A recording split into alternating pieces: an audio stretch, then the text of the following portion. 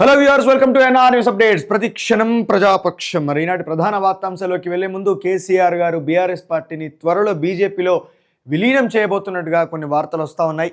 మరి ఒక ఉద్యమ పార్టీగా తన యొక్క ప్రస్థానాన్ని ప్రారంభించినటువంటి కేసీఆర్ గారు మరి తెలంగాణ రాష్ట్ర సాధనలో చాలా కీలక పాత్ర పోషించి ఆ తర్వాత ముఖ్యమంత్రిగా ప్రజల యొక్క మన్ననలు పొంది ఆ తర్వాత ప్రజల యొక్క వ్యతిరేకతతోటి ఈరోజు ముఖ్యమంత్రిగా దిగిపోయి ప్రతిపక్ష నాయకుడిగా మరి తన యొక్క గలాన్ని వినిపించకుండా అసెంబ్లీలోకి రాకుండా మరి కేవలం ఇంటి వద్ద గడుపుతూ ఈరోజు కేసీఆర్ గారు చాలా వరకు కూడా బీఆర్ఎస్ పార్టీ యొక్క పతనానికి తన యొక్క అహంకారము, తన యొక్క ఎమ్మెల్యేల యొక్క దోపిడీ వ్యవస్థ, తన ఎమ్మెల్యేల యొక్క అహంకారము, ప్రజలతో రిలేషన్ కోల్పోవడము, మరి ఈ ధోరణి ఇవన్నీ కూడా కారణాలైతే బీఆర్ఎస్ పార్టీ ఇలాంటి నిర్ణయం తీసుకోవడము, కేసీఆర్ గారు ఇలాంటి నిర్ణయం తీసుకోవడము నిజంగా చాలా ఆశ్చర్యకరమైనటువంటి విషయంగా మనం చెప్పుకోవచ్చు. ఎందుకంటే తెలంగాణ రాష్ట్ర రాజకీయాల్లో ఒక మరిచిపోలేనటువంటి నాయకుడిగా చరిత్ర గుర్తుపెట్టుకోవాల్సినటువంటి ఒక వ్యక్తి ఈరోజు తన యొక్క ఆత్మగౌరవాన్ని, తనని నమ్మి ఉద్యమం చేసినటువంటి ప్రజల యొక్క ఆత్మగౌరవాన్ని,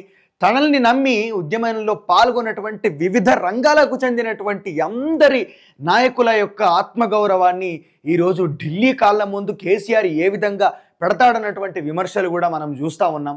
ఇట్లాంటి ఒక దారుణమైనటువంటి పరిస్థితిని తెలంగాణ రాష్ట్రానికి కేసీఆర్ గారు తీసుకొస్తారు అన్నటువంటి విషయం నిజంగా ఎవ్వరు ఊహకు కూడా అందలేదు, ఎవ్వరు కూడా ఊహించలేదు.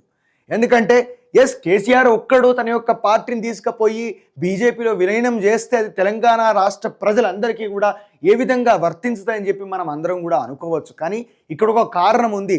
ఉద్యమాన్ని తను ప్రారంభించినప్పుడు, ఉద్యమాన్ని తను భుజాల మీద ఎత్తుకున్నప్పుడు అన్ని వర్గాల ప్రజలు, అన్ని రంగాల యొక్క నాయకులు, అన్ని రంగాలకు సంబంధించినటువంటి ఉద్యోగులు, మేధావులు, ప్రజలు, సామాన్య ప్రజలు, విద్యార్థులు ప్రతి ఒక్కరు కూడా కేసీఆర్కి ఆ రోజు వారి యొక్క సపోర్ట్ని అందించడం, ఆ విధంగా కేసీఆర్ గారు ఉద్యమానికి కాస్త నాయకత్వం వహించి ముందుకెళ్లడం, సకల జనుల సమ్మెకు పిలుపునిస్తే అన్ని వర్గాల ప్రజలు అందులో పాల్గొనడం, మెయిన్గా ప్రభుత్వ ఉద్యోగులు కావచ్చు, ప్రైవేట్ ఉద్యోగులు కావచ్చు, వారి యొక్క సంస్థలను ఏర్పాటు చేసుకొని, సంఘాలను ఏర్పాటు చేసుకొని మరి కేసీఆర్ ఇచ్చినటువంటి పిలుపుతోటి, కేసీఆర్ మీద ఉన్నటువంటి గౌరవంతో ఆ రోజు ఉద్యమంలో పాల్గొనడం, ఒక ఉద్యమ నాయకుడిగా కేసీఆర్ గారు నిజంగా ఒక గొప్ప స్థానాన్ని తెలంగాణ ప్రజలు నమ్మి ఆయనకు కట్టబెట్టారు. ఎందుకంటే ప్రతి క్షణము కేసీఆర్ గారు కావచ్చు, కేటీఆర్ గారు కావచ్చు ఆత్మగౌరవం అనేటువంటి నినాదాన్ని ఎత్తుకొని తెలంగాణ యొక్క ఆత్మగౌరవాన్ని మేమే మరి రక్షించినామన్నో, లేకపోతే మా ఆత్మగౌరవమే తెలంగాణ ఆత్మగౌరవం అనేటువంటి విషయాన్ని ప్రజల్లోపటికి తీసుకుపోయే ప్రయత్నం చేశారు. అసెంబ్లీ సాక్షిగా ఎన్నోసార్లు మాట్లాడినటువంటి ఈ యొక్క నాయకులు ఈరోజు తమ యొక్క పార్టీని నమ్మినటువంటి ప్రజల యొక్క మరి ఆ విశ్వసనీయతని, ఆ యొక్క గొప్ప స్థానాన్ని ఈరోజు కేసీఆర్ గారు మీ వ్యక్తిగతమైనటువంటి ఇబ్బందుల కోసం, ఈరోజు మీ బిడ్డ లిక్కర్ స్కామ్లో కవిత గారు ఇరుక్కొని ఆవిడ ఈరోజు జైల్లో ఉంది కాబట్టి మరి ఒక లోపాయకారి ఒప్పందం చేసుకొని మరి ఆమెను బయటికి తీసుకొచ్చేటువంటి ప్రయత్నంలో మీరు ఈ విధంగా తెలంగాణ రాష్ట్ర ప్రజల యొక్క విశాల ప్రయోజనాన్ని పూర్తిగా ధ్వంసం చేస్తూ 4 కోట్ల మంది ప్రజానీకం యొక్క నమ్మకాన్ని, వారిచ్చినటువంటి స్థానాన్ని ఈరోజు మీరు తీసుకువెళ్ళి ఏ విధంగా ఢిల్లీ ముందు ఈ యొక్క పరిస్థితిని ఉంచుతారు, మీ యొక్క పార్టీని అక్కడ విలీనం చేస్తారని చెప్పి ఈరోజు ప్రశ్నిస్తూ ఉన్నాం. మీరు దయచేసి ఇలాంటి నిర్ణయం తీసుకోవద్దు.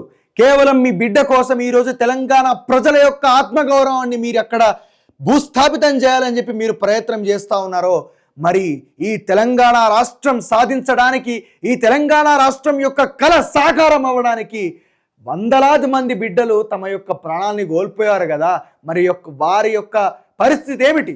మీ బిడ్డ కోసం మీరు ఈరోజు 4 కోట్ల మంది ప్రజల యొక్క ఆత్మగౌరవాన్ని తాకట్టు పెడతారా? దయచేసి ఈ చర్యను మానుకోవాలి కేసీఆర్, లేకపోతే ఈ తెలంగాణ చరిత్రలో ఒక దుర్మార్గుడిగా, ఒక దుష్టుడిగా మిగిలిపోతావు. ఉద్యమాన్ని నడిపినటువంటి నాయకుడిగా ఇప్పటి వరకు ప్రజల మదిలో ఉన్నావు. ఉద్యమాన్ని నడిపినటువంటి ఒక గొప్ప నేతగా ఓడిపోయినప్పటికీ కూడా ప్రజలు నిన్ను ప్రేమగా దగ్గర తీసుకున్నారు. ఎందుకు తీసుకున్నారు అంటే నీ మీద దాడులు ఎందుకు చేయలే, నిన్నెందుకు ఎవరు తిట్టలే అని చెప్పానంటే నీ మీద గౌరవం ఉంది కేసీఆర్. నువ్వు ఉద్యమంలో నువ్వు ఒక పాత్ర పోషించినావు కాబట్టి, నువ్వు కూడా వన్ ఆఫ్ ద పార్ట్ అయినావు కాబట్టి, అన్ని వర్గాల ప్రజల్ని ఏకం చేసే ప్రయత్నం చేసినావు కాబట్టి మాట్లాడినావు కాబట్టి నీ మాటల తూటాలతోటి లక్షలాది మంది ప్రజల్ని, కోట్లాది మంది ప్రజల్ని ఏకం చేసిన కాబట్టి కేసీఆర్ నీకు గౌరవం ఉన్నది. ఆ గౌరవాన్ని రక్షించుకునే ప్రయత్నం చేయి. ఇక ప్రధాన వార్తాంశాల్లోకి వెళ్లే ముందుగా ఆంధ్రజ్యోతి దినపత్రిక కనుక పరిశీలిస్తే, ప్యారిస్ ఒలింపిక్స్లో ఫైనల్ చేరిన భారత రెజ్లర్ ఈ ఘనత సాధించిన తొలి మహిళా రికార్డు. నేడు అమెరికా యువతితో స్వర్ణం కోసం పోరు. జువెలిన్ త్రోలో తుది సమరానికి నీరజ్ చోప్రా. నెగ్గిన విద్యార్థుల పంతం. బంగ్లా ప్రభుత్వాధినేతగా నోబెల్ గ్రహీత మహమ్మద్ యూనస్. అర్ధరాత్రి అధ్యక్ష కార్యాలయం ప్రకటన. బంగభవన్లో అధ్యక్షుడు షహాబుద్దీన్తో 6 గంటల పాటు విద్యార్థుల సుదీర్ఘ చర్చల నడుమ త్రివిధ దళాధిపతుల రంగప్రవేశం. అధ్యక్ష భవనం చుట్టూ మోహరించిన మిలిటరీ. ఒక్కసారిగా ప్రాంతమంతా ఉత్కంఠ. మాజీ ప్రధాని ఖలీదా జియా విడుదల. గందరగోళంలో ప్రభుత్వ ఉద్యోగులు. హింసతో ఆందోళనకారుల బీభత్సం. దేశవ్యాప్తంగా హత్యలు, లూటీలు. పోలీస్ స్టేషన్లకు నిప్పు పెట్టిన దుండగులు. బంగ్లాలో 19,000 మంది భారతీయులు గత నెలలో చాలామంది తిరిగి వచ్చేశారు. హసీనా షాక్లో ఉన్నారు. తర్వాత మాట్లాడతాం. అఖిలపక్ష భేటీలో విదేశాంగ మంత్రి జైశంకర్. కల్లోలం వెనుక విదేశీ హస్తం. అమెరికా కుట్ర లేకపోతే ఖలీదా కుమారుడు పాక్తో కలిసి పనిన వ్యూహం. పలు విశ్లేషణలు. నిజంగా ఏదైతే బంగ్లాదేశ్లో జరిగిందో, ఈ సంక్షోభం, రాజకీయ సంక్షోభం ఏదైతే ఏర్పడిందో, ఇది ఏర్పడినటువంటి విధానము అంటే విద్యార్థులందరూ కూడా రిజర్వేషన్ల అంశం గురించి మరి పూర్తిగా ఏకమై ఒక వ్యక్తి ద్వారా, ఇక్కడ ఒక వ్యక్తిని మనము గుర్తు చేసుకోవాలి. ఈ యొక్క విషయంలో పూర్తి స్థాయి నాయకత్వం వహించినటువంటి వ్యక్తి విద్యార్థి సంఘాల సమన్వయకర్త నహీద్. మార్పు వెనుక 26 సంవత్సరాల యువకుడు రిజర్వేషన్ల ఉద్యమాన్ని పెను తుఫానుగా మార్చడంలో కీలక పాత్ర. అంటే నిజంగా ఒకరి యొక్క చైతన్యము లక్షలాది మంది యొక్క ప్రజల యొక్క చైతన్యంగా మారడం అనేది, ఆ యొక్క మారితే పరిణామాలు అనేటివి ఖచ్చితంగా ఈ విధంగానే ఉంటాయి. కానీ ఒక విషయం ఇక్కడ ఏమిటంటే, బంగ్లాదేశ్లో జరుగుతున్నటువంటి ఈ యుద్ధ వాతావరణం, నెలకొన్నటువంటి యుద్ధ వాతావరణం ఏదైతే ఉందో, అది దాన్ని ఆసరగా చేసుకొని ఎంతోమంది గూండాలు, ఎంతోమంది విద్యార్థులే అక్కడ లూటీలు చేస్తూ ఉన్నారు, దాడులకు తెగబడతా ఉన్నారు, హత్యలకు తెగబడతా ఉన్నారు. అక్కడ విపరీతమైనటువంటి అల్లకల్లోలాన్ని సృష్టించే ప్రయత్నం చేస్తూ ఉన్నారు. కాబట్టి ఇక్కడ ఏమిటంటే, అక్కడ ఉన్నటువంటి భారతీయుల్ని ఖచ్చితంగా మన భారతదేశం తీసుకొచ్చే విధంగా కేంద్ర ప్రభుత్వం చర్యలు తీసుకోవాలి. అదేవిధంగా అక్కడ జరుగుతున్నటువంటి దాడుల గురించి, అక్కడ ఏర్పడ్డటువంటి ఎమర్జెన్సీ పరిస్థితుల గురించి ఖచ్చితంగా మరి చుట్టూ ఉన్నటువంటి దేశాలు కూడా ఆ యొక్క పరిస్థితిని అర్థం చేసుకొని ఖచ్చితంగా ఆ దేశంలో ఇప్పుడు ఎవరైతే పగ్గాలు చేపట్టబోతున్నారో వాళ్ళకు సూచనలు కూడా చేయాల్సినటువంటి అవసరం ఉన్నది. ఇట్లాంటి పరిస్థితి రాకూడదు అని చెప్పని అనుకుంటే మాత్రం నిజంగా నియంతృత్వ ధోరణికి వెళ్ళకూడదు.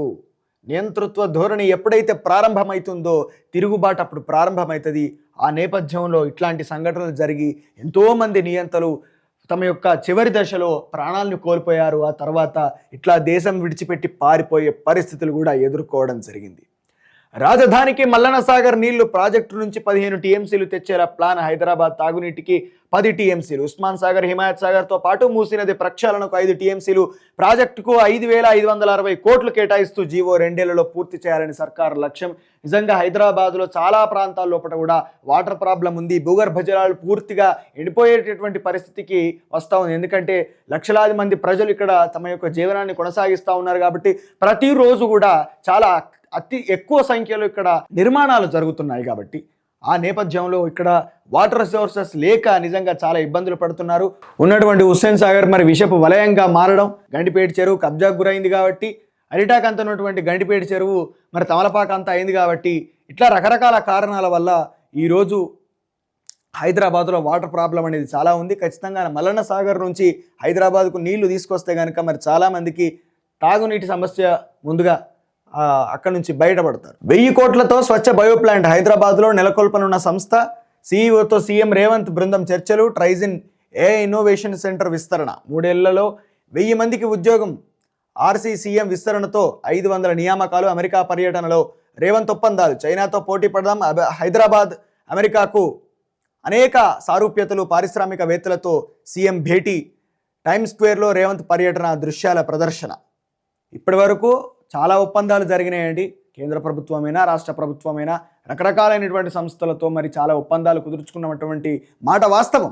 కానీ అక్కడ ఎంతవరకు వాళ్ళు ఎంప్లాయ్మెంట్ ఇవ్వగలుగుతున్నారు, ఎంతమందికి ఉద్యోగాలు వస్తున్నాయి, ఎంతమంది తెలంగాణ యువత మరి ఈరోజు నిరుద్యోగంతో ఇన్ని సంస్థలు ఇక్కడ నెలకొల్పినప్పుడు మేము కూడా ఎన్నో పెట్టామని చెప్పి మేము ఆ హబ్బులు కట్టినాం, టీ హబ్బులు కట్టినాం, కాఫీ హబ్బులు కట్టినాం అని చెప్పుకున్నటువంటి ఈ యొక్క బీఆర్ఎస్ పార్టీ కావచ్చు, ఇప్పుడు ఉన్నటువంటి మీరు కావచ్చు, మేము ఏమేమో పెట్టినామని చెప్పి చాలామంది చెప్తా ఉన్నారు. మరి ఇంకా నిరుద్యోగ సమస్య ఎందుకు నెలకొందా ఉంది ఇక్కడ? కాబట్టి ప్రైవేటు రంగంలో ఈ రకమైనటువంటి పెట్టుబడులు మీరు తీసుకొచ్చినప్పుడు అవి ఎంతవరకు న్యాయం చేయగలుగుతున్నాయి, మరి ఏ ప్రాంతం వారికి న్యాయం చేయగలుగుతున్నాయి అన్నటువంటి వాస్తవాలను కూడా మీరు వాటిని దృష్టిలో పెట్టుకోవాల్సినటువంటి అవసరం ఉంది. Local percentage, non local percentage అనేది మీరు ఆ రేషియోను ఖచ్చితంగా గమనించి ఇక్కడున్నటువంటి ఏ ప్రాంతం అన్యాయం జరిగినటువంటి ప్రాంతానికి కదా, ఆకలైన కదా అన్నం పెట్టాలి, కడుపు నిండినోనికి ఎందుకు పెడతావు పంచపక్ష పరమాణాలు?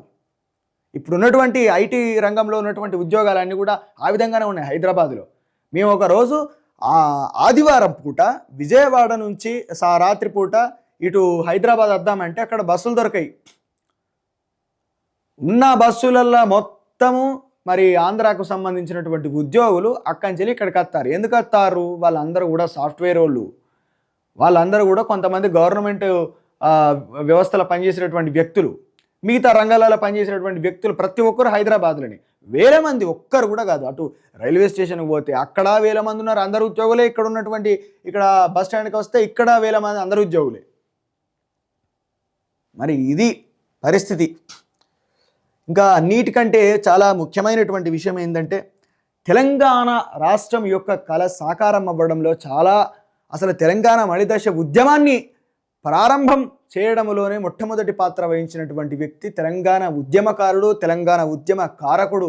తెలంగాణ ఆవశ్యకతను, తెలంగాణ సొయ్యిని తెలంగాణ ప్రజలకు అర్థమయ్యే విధంగా అర్థం చేయించినటువంటి తన యొక్క మాటతో పాటతో ప్రజల్లోపటికి వెళ్ళినటువంటి, ఆ ప్రజలను చైతన్యపరిచినటువంటి మరి ప్రజాగాయకుడు, ప్రజాయుద్ధ నౌక గద్దరన్న యొక్క వార్తను కనీసము వేయకపోవడము, అందులో ఏ పేపర్లో కూడా ఫ్రంట్ పేజీలో మరంత గొప్ప ఉద్యమకారిని గురించి ఒక్క వార్త కూడా వేయకపోవడం అనేది నిజంగా చాలా దారుణమైనటువంటి విషయం. తెలంగాణ ప్రభుత్వం ఇది నేను ప్రశ్నిస్తా ఉన్నా. అధికారికంగా నిర్వహించాల్సినటువంటి ప్రోగ్రాం ఇది, కానీ ఈరోజు దాన్ని పూర్తిగా నిర్లక్ష్యం చేసే ప్రయత్నం చేసిరు. మీరు ఎందుకు ఈ విధంగా ప్రవర్తించిర్రు? పాల్ రోప్సన్ అనేటోడు పాట పాడితే గ్లాసులు పగులుతాయట, కానీ గద్దర్ పాట పాడితే గుండెలు పగులుతాయి. గద్దర్ పాట పాడితే గుండెలు చైతన్యంతో నిండిపోయి ప్రజలందరూ కూడా ఆ చైతన్యంతో కలిసి నడుస్తారు. అట్లా కలిసి నడిచిర్రు, తెలంగాణ రాష్ట్రాన్ని సాధించిర్రు.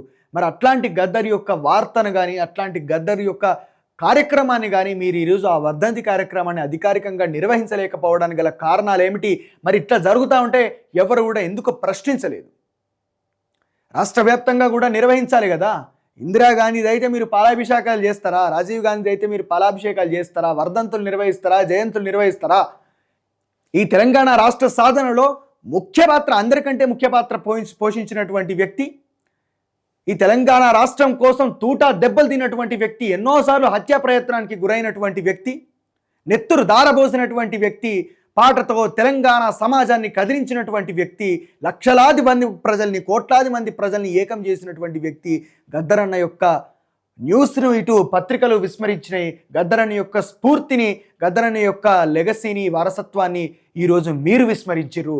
ఎందుకంటే తన జీవితంలో తన కుటుంబాన్ని విడిచిపెట్టి తన యొక్క కుటుంబ పరిస్థితులు ఏ విధంగా ఉన్నాయో దాని గురించి కూడా ఆలోచించకుండా ప్రజలు ప్రజలు ప్రజలు అంటూ ప్రజల వెంబడి తిరిగినటువంటి గద్దరన్నకు కనీసమైనటువంటి ఒక నివాళి అర్పించడంలో తెలంగాణ సమాజం కావచ్చు, తెలంగాణ ప్రభుత్వం కావచ్చు ఫెయిల్ అవ్వడం అనేది నిజంగా చాలా బాధాకరమైనటువంటి విషయం.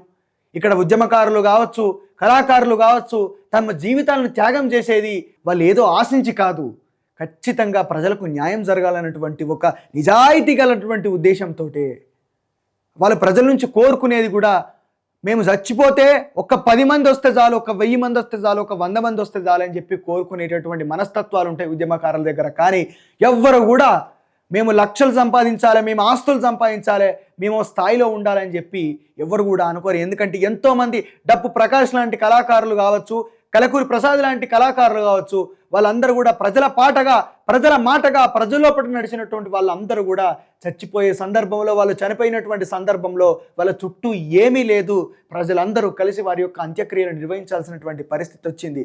ఎన్నో విప్లవ పాటలకు, ఎన్నో చైతన్యవంతమైనటువంటి పాటలు పాడుతూ ఈ యొక్క సమాజంలో నిర్మాణంలో భాగమైనటువంటి, ఈ సమాజ చైతన్య నిర్మాణంలో భాగమైనటువంటి డప్పు ప్రకాష్ గారు అయితే చచ్చిపోతే ఏ విధంగా చచ్చిపోయిండో కూడా తెలియదు. నడి రోడ్డు మీద ఓ షట్టర్ ముంగట శవంగా కనిపించినటువంటి పరిస్థితి. అట్లా ఏ కళాకారుడు కూడా ఏమీ ఆశించకుండా ప్రజల కోసం తమ యొక్క జీవితాన్ని ధారబోసి చనిపోతే కనీసమైనటువంటి సంఘీభావాన్ని, కనీసమైనటువంటి నివాళిని ఖచ్చితంగా సమాజం అర్పించాలి. ప్రజలు తెలుసుకోవాలి, మనల్ని చైతన్యపరిచిన వాళ్ళని మర్చిపోకూడదు. అదేవిధంగా పాలకులు కూడా పాలకులు నిజంగా కూడా గద్దరన్నను మీరు వాడుకున్నారు కాబట్టే మీరు గెలిచినటువంటి పరిస్థితి. దాన్ని ఖచ్చితంగా దృష్టిలో పెట్టుకోవాలి. ఎందుకంటే గద్దరన్నకు హార్ట్ అటాక్ రావడానికి, గద్దరన్న ఆరోగ్యం చెడిపోవడానికి కారణం బట్టి విక్రమార్క నిర్వహించినటువంటి యాత్రల గద్దరన్న పాదయాత్రల పాల్గొనడము, ఇష్టం వచ్చినట్టు నడవడము, ఎక్కడ పడితే అక్కడ ప్రోగ్రామ్స్ అయితే పాట పాడడము, ఎమోషనల్ కావడము, దానివల్లనే గద్దరన్న ఈరోజు ఈ పరిస్థితికి వచ్చింది. ఇంకొక 5-6 సంవత్సరాలు బతికేటోడు. కాబట్టి కాంగ్రెస్ గవర్నమెంట్ దీనికి బాధ్యత వహిస్తూ ప్రతి సంవత్సరం గద్దర్ విగ్రహాన్ని ఏర్పాటు చేసి కాళ్ళు గడిగి నెత్తిలో పోసుకోవాలి. మీరు ఖచ్చితంగా మీ యొక్క పార్టీ అధికారంలోకి రావడానికి ఆయన యొక్క కాంట్రిబ్యూషన్ ఎంతో ఉన్నది. స్థానిక ఎన్నికల్లో సత్తా చాటాలి, భారాసా పనైపోయింది, కాంగ్రెస్ ప్రజా విశ్వాసం కోల్పోతోంది, రైతులను మోసం చేసిన ప్రభుత్వాన్ని నిలదీద్దాం. పదాధికారుల సమావేశంలో కిషన్ రెడ్డి త్వరలో వరంగల్ లేదా హైదరాబాదులో బహిరంగ సభకు. ఏ పార్టీకి కూడా విశ్వసనీయత లేదు, ఏ పార్టీ కూడా ఉండదు, ఏ పార్టీ కూడా ప్రజలకు న్యాయం చేయట్లేదు, ఏ పార్టీ కూడా ఎన్నికల్లో మీ యొక్క గొప్పదనాన్ని, ఎన్నికల్లో మీ యొక్క సత్తాను నిరూపించుకోవడానికి, చాటడానికి ఈరోజు స్థానిక సంస్థల్లో సత్తా చాటాలన్నటువంటి ఉద్దేశము, దాని మీద కాన్సన్ట్రేషనే కానీ ప్రజలకు న్యాయం జరిగేటటువంటి విషయంలో మీకు ఎందుకు కాన్సన్ట్రేషన్ ఉండదు? ప్రజలకు న్యాయం చేకూర్చాలి, ప్రజలకు ఇచ్చినటువంటి హామీలను మీరు నెరవేర్చాలన్నటువంటి మీ యొక్క నిజాయితీ, మీ యొక్క నిబద్ధత, మీ యొక్క వాగ్దానాలు ఇవన్నీ ఏమైపోతాయి గెలిచిన తర్వాత? ఎట్లా గెలవాలన్న దాని మీద మీరు పెట్టేటటువంటి వ్యూహరచన, మీరు చేసేటటువంటి వ్యూహరచన, మీరు పెట్టేటటువంటి ఎఫర్ట్స్, మీరు పెట్టేటటువంటి కాన్సన్ట్రేషను, మరి ఒక్కసారి అధికారంలోకి వచ్చిన తర్వాత, ఒక్కసారి గెలిచిన తర్వాత మరి ప్రజలకు మనం ఈ ఒక్క సందర్భంలో ఈ విధమైనటువంటి హామీలు ఇచ్చాం కదా, ఆ హామీలను ఎట్లా నెరవేర్చాలన్న దాని మీద ఎందుకు ఆలోచన ఉండదు? ఎందుకంత ఇంట్రెస్ట్ ఉండదు? ఎందుకంత కాన్సన్ట్రేషన్ ఉండదు? ప్రజలు అడగలేరానా? అడగనియ్యారు కదా మీరు. అడగనియ్యకుండా చట్టాలు తెచ్చుకుంటా ఉన్నారు, అడగనియ్యకుండా భద్రతను పెంచుకుంటా ఉన్నారు, మీ గేటు కూడా దాటనియ్యకుండా అక్కడ మరి పోలీసులతోటి మమ్మల్ని ఆపుతా ఉన్నారు, ప్రజల్ని ఆపుతా ఉన్నారు. ఈరోజు ప్రశ్నిస్తే చాలు తీసుకుపోయి జైల్లో వేస్తూ ఉన్నారు, కేసులు పెడతా ఉన్నారు. ఏ కేసులకు భయపడేది లేదు. ప్రజల తరపున ఖచ్చితంగా పోరాటం చేస్తాం, ప్రజల తరపున ఖచ్చితంగా మాట్లాడతాం. ఎన్ని కేసులు పెట్టినా, ఎన్ని చట్టాలు తీసుకొచ్చినా మేము ప్రజల వైపు ఉంటాం, మా యొక్క గళాన్ని వినిపిస్తాం, మా కలంతో ఖచ్చితంగా మీ అంతు చూసే ప్రయత్నం చేస్తాం. ప్రతి ప్రభుత్వానికి కూడా హెచ్చరిస్తున్నాం. ఈరోజు ప్రజలు అనేవాళ్ళు ఎప్పటికైనా సుప్రీం. ఇది ప్రజాస్వామ్య దేశం. ఈ ప్రజాస్వామ్య దేశంలో ప్రజలది మాత్రమే పైచేయి అవుతుంది ఎప్పటికైనా. కాబట్టి వాళ్ళకి ఇచ్చినటువంటి వాగ్దానాన్ని ఎంత ఈజీగా, ఎంత సులువుగా మీరు మాట్లాడారో అంత సులువుగా నెరవేర్చాలి.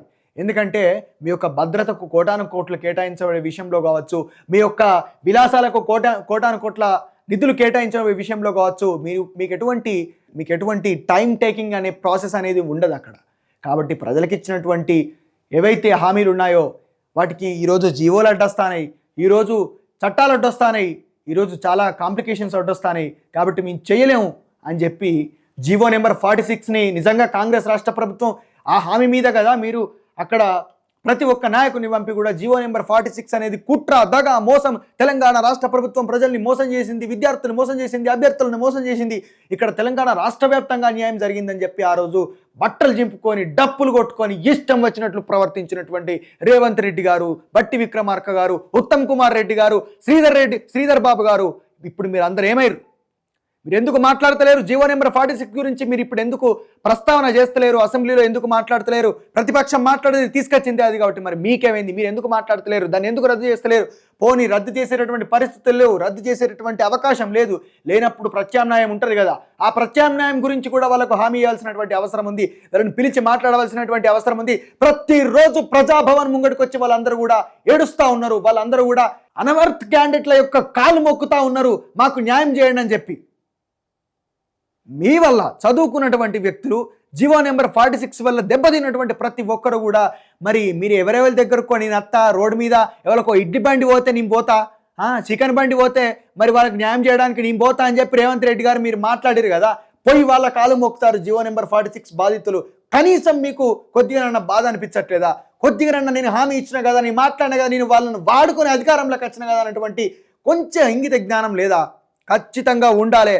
మీరు డెఫినెట్గా జీవో నెంబర్ 46 బాధితులకు న్యాయం చేసే ప్రయత్నం చేయాలి తెలంగాణ రాష్ట్ర వ్యాప్తంగా.